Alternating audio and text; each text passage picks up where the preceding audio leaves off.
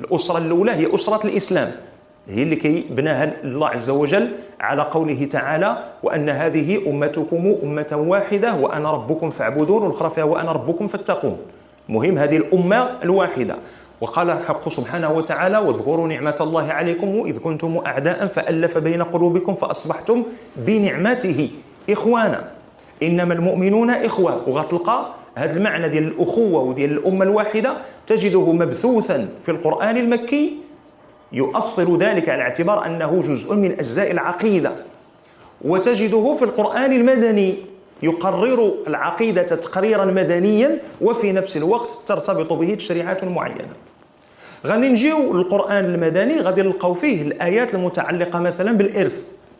علاش دخل العم في الإرث؟ واش دخل الأخت في الإرث؟ واش دخل الوالد في الإرث؟ واش دخل الجد في الإرث؟ واش دخل الحفيد في الإرث؟ واش دخل الأخوت في هذا بناء يبنيه لك الإسلام يربطك أنت بكل تفرعات أسرتك، باش كتكون عندنا ديك العائلة الممتدة. هذيك العائلة الممتدة اللي ولينا كنهزو الدبيلة إلا بغينا نديرو شي فرح، شفنا هو اللي نعيطوا عليه، شفنا هو اللي ما نعيطوش عليه.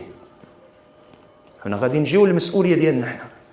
فهذاك المشرع الفرنسي ولا الإسباني في الفترة ديال الاستعمار كان يجتهد على قطع الأواصر، بل يجتهد على قطعك من أصولك.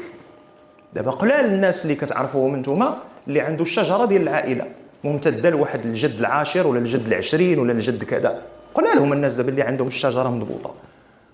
دابا أحسن واحد غادي نسولو من يجمد، إلا طلع يقدر يطلع معاك الجدو الخامس، هذاك جهدو. لكن إلا هذاك جدو الثالث، إلا قلتي ليه ماشي جدو الثالث جدو الثاني، يعني بواد جدو، إلا سولتيه بواد جدك فين مدفون يقدر ما تلقاه ما عارفش بواد جدو فين مدفون.